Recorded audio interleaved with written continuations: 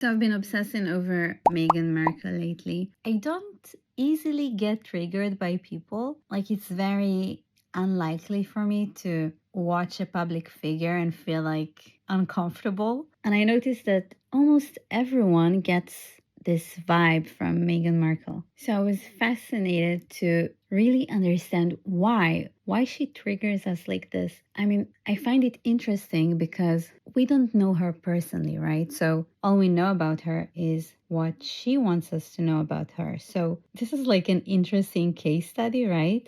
So I've been reading a lot about her and all the arguments on why she's hated, and I watched everyone who hates her online. I watched and analyzed what they said. And I think I have a conclusion. So it's not about sexism, racism, or wealth, at least not only. What I noticed is that when people try to explain their reaction to Meghan Markle, the same criticism comes up again and again. She's privileged, she complains, she plays the victim, she lies or manipulates her narrative, she's narcissistic. Now, on the surface, those explanations sound reasonable, but they weren't satisfying me because everything I just listed, you can find it with so many public figures. Now, people disagree with public figures all the time, they criticize them, mock them, but what's unusual here is the intensity, the emotional charge, right? So when a reaction feels this strong, it's usually not about opinion, it's about psychology. So let's break down the common arguments about oh my god, I feel so bad making this video, but I find it so interesting, and it's obviously not personal. We don't know her, we just know her image. And since we're also trying to build an image online, I just find it so interesting to understand why it happens. So let's talk about narcissism. If narcissism alone created this kind of backlash, then figures like Donald Trump are supposed to trigger, the same response. Instead, we find him to be more amusing. Obviously, people are loyal to him. Now he's openly self-centered, dominant, obsessed with attention, and he's not apologizing about it. People may hate him, but millions also enjoy him, excuse him. I mean, he's lovable, okay? So narcissism by itself does not explain the intensity we're experiencing with Meghan Markle. So it's not narcissism. Now, people say that people don't like her because she plays the victim and her whole narrative is questionable. She made some claims about the royal family being racist, and then she changed the story a little bit, but we can tolerate that, right? I mean, Kim Kardashian has repeatedly framed herself as misunderstood. She's also a victim when it comes to the sex tape, and she brings this story up whenever we're kind of bored by the storyline of the Kardashians. No, most of us don't even believe that she is a victim. She's been crying about it for years. I love Kim Kardashian, but she's been crying about it. None of us believe this story, right? We all think that Kris Jenner did that. Now, I don't know if it's true or not, okay? Now, the fact that she always plays the victim when this story comes up, and we don't really believe that she's a victim, and we still like her, shows that we don't care so much about the truth. Like, some of us can even admire Chris's ambition, like, whatever. I mean, we don't care so much if we believe Kim or we don't believe because we're still entertained. Then comes all the claims about privilege, wealth. She's not relatable. Okay, not everyone needs to be relatable. We don't have a problem with rich people in general. We covered that in the Jaclyn Hill video. If you didn't watch it, I really like this video. So anyways, all these common claims, explanations about why people don't like her generally are not really explaining it. This is why I built this obsession with solving this puzzle. So here's what I think. I think every public figure enters into an unspoken agreement with the audience. It's not written anywhere, but everyone feels it. The contract is simple. If you want attention, influence, or admiration, you owe clarity. If you want empathy, you give up power. If you hold power, you don't ask to be treated as powerless. Simple. People just want you to be coherent. So when the contract is clear, the audience is forgiven to whatever behavior you might have. But when it's broken, something just feels wrong. The reaction isn't, I disagree, okay, I don't like him, whatever. It's more like something feels off. oh my God, I just figured I have the same feeling with Yair Lapid. It just clicked now. Something feels off, like this person is just not coherent and it drives me crazy. Okay. I like creating YouTube videos. It gives me so much clarity.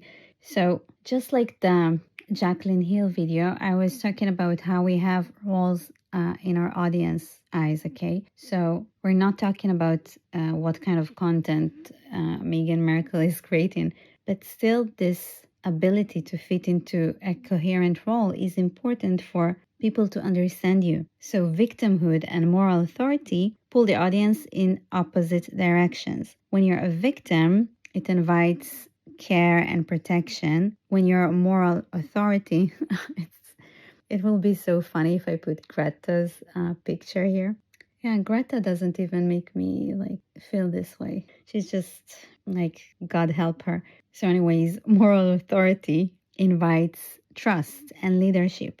Now, most public figures choose one role at a time. So Trump leans fully into power. Kim is not trying to pretend to be like some moral authority for us. So when we're not sure if she's lying, we don't really care because she's not like guiding us anywhere, right?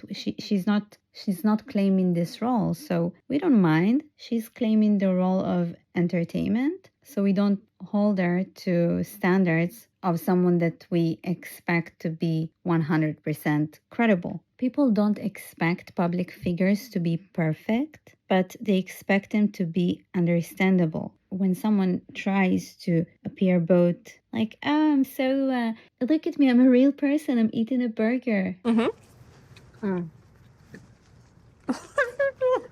Well, you asked earlier about you feel the pressure to be real.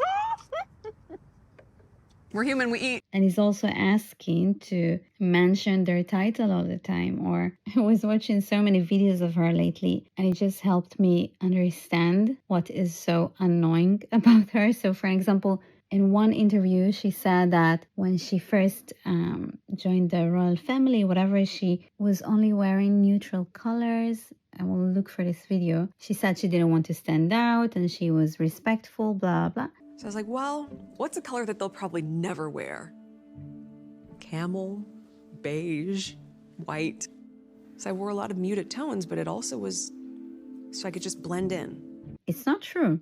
In the Oprah interview, she said that they left the UK in order to, I don't know, protect their privacy while she's giving a 2 hours interview. And then did this Netflix series. And then Harry was publishing this book with all the personal details.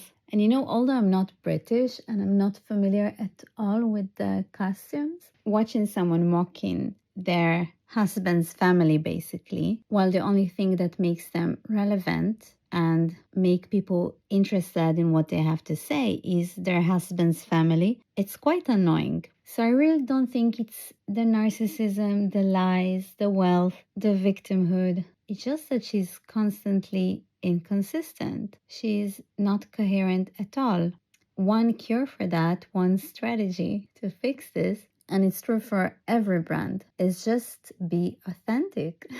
Honestly, how difficult? Like, if you're a bitch and you will just own it, you will be way more likable. Like, if she was direct and was like, yeah, I was never impressed by the royal family, I don't care about it, I never tried, of course I'm gonna keep on wearing whatever dresses I want to wear, I'm an American, for me this institutions means absolutely nothing. And then, you know, when she mocks them and when they decide to leave and when they complain, whatever, at least it's coherent. Like, we understand who this person is. She's not traditional. She doesn't care about this. She only lives once and she's not gonna live by rules of royal family. But then you need to also not expect to use the royal family security or whatever. Like, she's just like in every angle that I'm gonna mention now, it's just like completely not coherent. Like, oh, I'm just this normal person. I'm so down to earth. I didn't even know about the royal family before. And then she's insistent that you will call her by her title. So, yeah, I think I just understood it. By the way, with Yair Lapid, it's not that problematic. It's just one thing that he does no, this is very niche, only Israelis will understand. The fact that he was on our news every night, so we know what he sounds like, and then one day he runs for politics and his voice changed and now he speaks like this. I can't stand it. I can't stand it. He can be friends with Meghan Markle. They can create the most annoying podcast. So yeah, let's summarize. When someone is incoherent, psychologically, it's just exhausting to watch. So when identity doesn't settle, people stop analyzing and start reacting emotionally. It's not really hatred, it's more like this discomfort. So this is why I think the backlash doesn't fade and why it feels different from normal criticism. And the biggest stake here is that the strongest personal brands today are not perfect. You can be loud, lying. I'm not encouraging that. I'm just explaining the principle. But you have to be clear. You have to be authentic. Yalla, good luck with that. And if you like this video, I would really appreciate that you will like it, hype it. There is a new feature and I want to be hyped. Hype it and subscribe to my channel. Thank you so much. See you next week.